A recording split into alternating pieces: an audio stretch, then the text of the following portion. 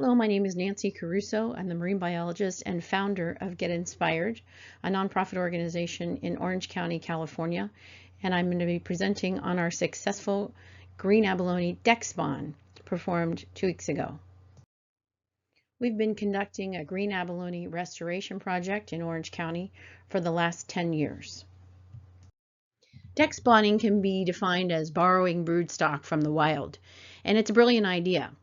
There's no need to collect the broodstock to house them, to keep them in captivity. You don't need to feed them over time. You don't need to worry about conditioning them over time. You just borrow them from their natural habitat and then put them back so that they can stay wild.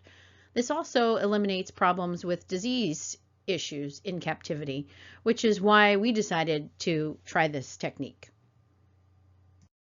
In addition to everyday stresses, the potential of power failures, and also disease in captivity, we were having a problem with what we've coined as hot foot syndrome. I've collaborated on with a couple other people and found out that this has been found on farms, in aquariums, in captivity, and also in the wild. But essentially enables or disables the abalone from being able to hold on to the sides of the tank and is often found laying upside down in the bottom of the tank. So we took our cues from NOAA and the Bay Foundation's trials on duck spawning. They did so over at Catalina using a large green abalone population there. Unfortunately, they had very bad timing as it coincided with the warm waters and no kelp that had been gone from the population for about 2 years. So the abalone, unfortunately, were in bad shape and not ready to spawn.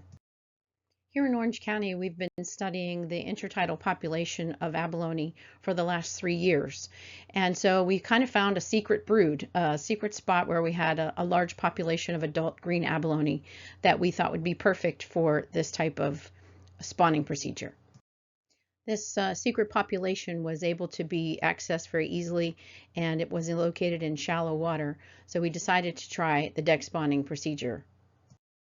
The goal of our abalone deck spawn was to collect 25 adult green abalone with an attempt to get a female to male ratio of 15 to 10, collect with little to no injury, mark the spots where we found them effectively, keep track of all the animals throughout the process such that each abalone gets put back exactly where we found it on the reef, successfully spawn the animals, then successfully transport the embryos to our farm site, which is about a 3-hour drive from where we were going to be doing the spawn. Put the abalone back on the reef exactly where we found them, and all in the same day. Our first attempt at a deck spawn was August the 4th, 2020, and given the time crunch, we didn't have enough time to go through the population of abalone to pick the individuals that we wanted, that were the ripest, and to get the female ratios that we wanted. So we ended up with 5 definite females and 20 males. And some of the animals were questionable because green abalone don't always have great looking gonads where you can tell precisely what sex they are. All the animals were older. The smallest was 15 centimeters. The rest were all greater than 17 centimeters, and the largest was 21.2 centimeters. We used a system of bricks and bags where everything had numbers and was identifiable. So essentially an abalone was taken from the reef, put into a numbered bag. The brick from that bag, which had a corresponding number, was then placed in the spot where the abalone was living. And that way it gave us a precise way to keep track of the abalone and where to go back to put the abalone back on the reef. We affixed temporary tags, measured, assessed injuries, and cleaned the abalone shells. Our first attempt at deck spawning was a failure. We got no eggs, but lots of sperm, and the long process throughout the day had us putting the animals back on the reef at sunset, which was not ideal for finding our markers. We dove the reef 2 weeks later to assess any mortalities. We did not find any empty clean shells, and we actually had accidentally left one of the tags on the abalone, and we found that abalone alive and well. We attempted a second deck spawn in September. We decided to do this over 2 days, September 29th and 30th.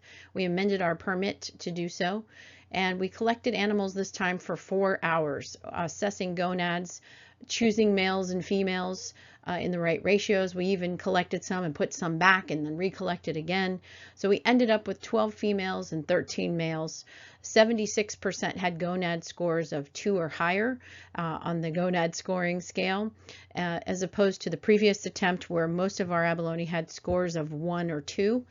100% of the abalone on the second attempt were identifiable as male or female, which was very different also from the first attempt in that we had some that we could not directly identify. On the day of collection, we tagged, measured, cleaned, and took epipodial clippings, as well as superglued some shellfish tags onto the shells of our collected abalone to help us monitor mortality. The males were already spawning in the cooler immediately after collection.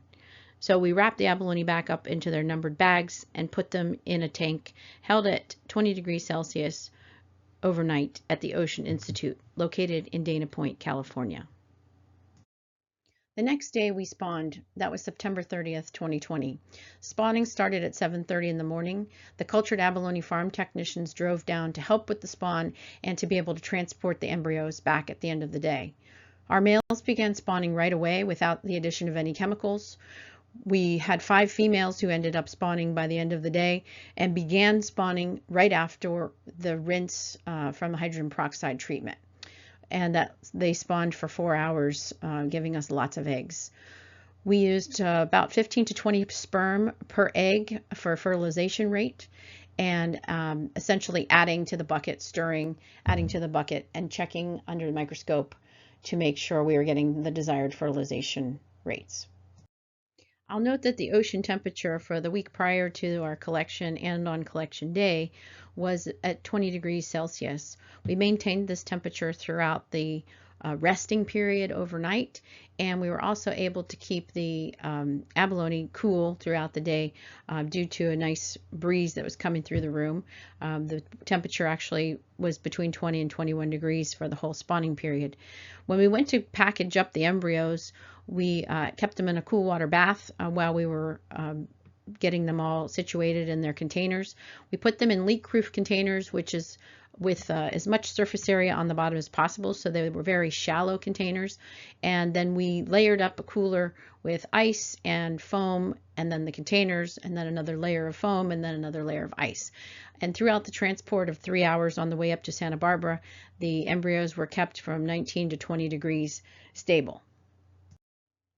The condition of our gametes during spawning was very good. The sperm was very motile. The eggs were well developed and had good shape.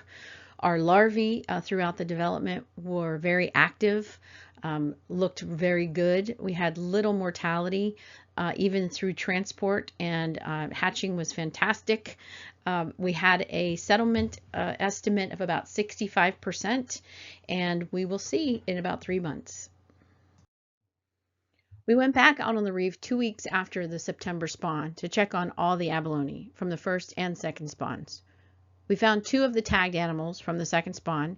We found no empty shells, and we found 44 live, clean abalone.